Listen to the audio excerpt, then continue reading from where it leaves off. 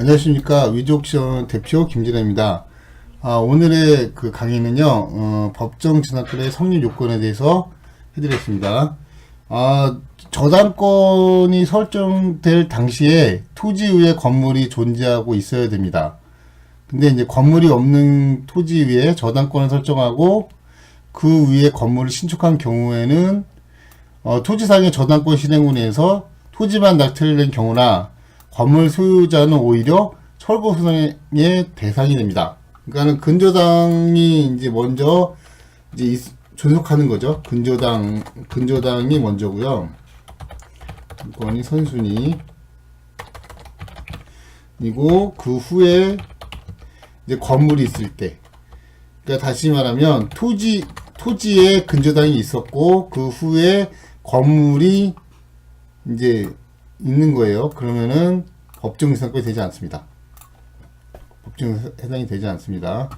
그 다음에 건물은 저당권 설정 당시 실제로 존재하고 있으면 되고요. 그 다음에 등기부상의 보존 등기까지 대했을 필요는 없습니다. 그래서 미등기 건물도 법정 이상권이 성립될 수 있습니다.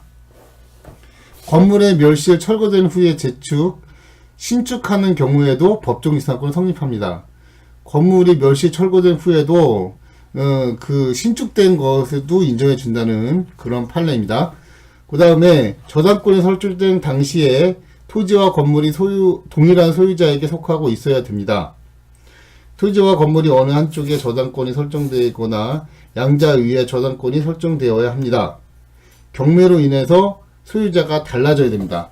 중요한 거는 토지와 건물이 어느 한쪽에 저당권이 설정되거나 양자위에 저당권이 설정되어 있었다. 그 말은 뭐냐면요. 토지가 있죠. 토지가 있습니다.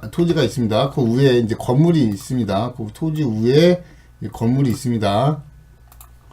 건물이 있는데요. 요게 이제 저당권이 설정이 됩니다. 여기서 건물 중에 여기서 아무거나 이제 저당권이 설정이 되어 있어야 됩니다. 뭐 여기가 되어 있든 여기서 저당권이 설정이 되어 있는데 이게 이제 경매로 진행이 됩니다.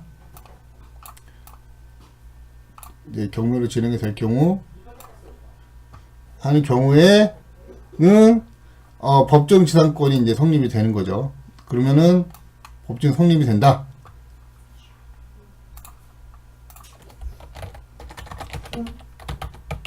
그러면 법정 이상권이 성립이 됩니다.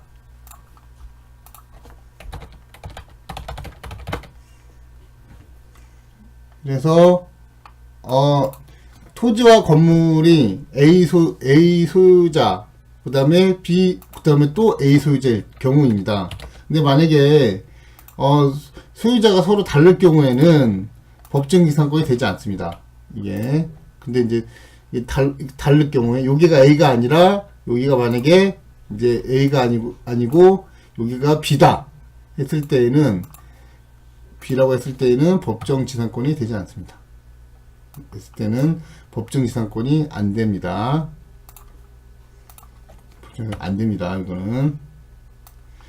자, 이런 식으로 생각을 할 수가 있죠. 그래서 토지와 건물이 어느 한쪽에 저당권이 설정되어 있는 상태에서 경매가 이제 개시가 돼서 토지나 건물이 낙찰되어지면 서로 이제 틀려지죠. 그때 이제 법정 지상권이 성립되는 시기로 볼 수 있습니다.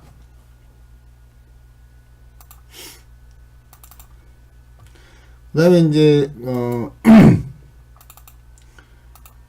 존속 기간인데요. 존속 기간은 정함이 없는 경우에는 경관 건물로 기준해서 30년이 보장이 되고요.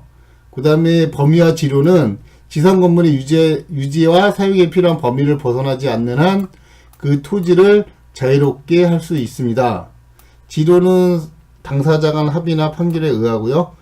법원에 의해 결정된 지료는 법정 지상권이 성립된 시기에 소급하여 적용합니다. 합의가 되지 않는 경우 일반적으로 법원 감정가액의 연 5% 7% 정도 인정이 됩니다. 그래서 그 지료 감정을 하실 때에는요, 보통 감정을 의뢰하면 결과는 보통 5% 정도가 나옵니다. 이렇게요. 네, 요거는 이제 다 정확한 건 아니지만 그냥 이렇게 나옵니다. 그 다음에 토지 소유자는 갱신이나 지상물을 이제 매수 청구 중 하나를 받아들여야 되는데 그건 언제냐? 만료 때이다는 거죠. 그러니까 지상권이 만료할 때, 그러니까 30년이 다 됐을 때는 갱신이나 그 다음에 지상물 매수 청구를 해야 됩니다. 해야 되고요. 그 다음에 이제 지료를 연체하는 경우에, 그러니까 건물 소유자가 지료를 연체하는 경우에는 2년 이상 연체한다 라고 했을 때 토지 소유자는 법정 지상권을 소멸을 청구할 수 있습니다. 그러니까 계속해서 2년이 아니라 2번 이상을 의미합니다. 그래 2회입니다. 지료를 2회 2년. 네, 이렇게 보시면 될 것 같습니다.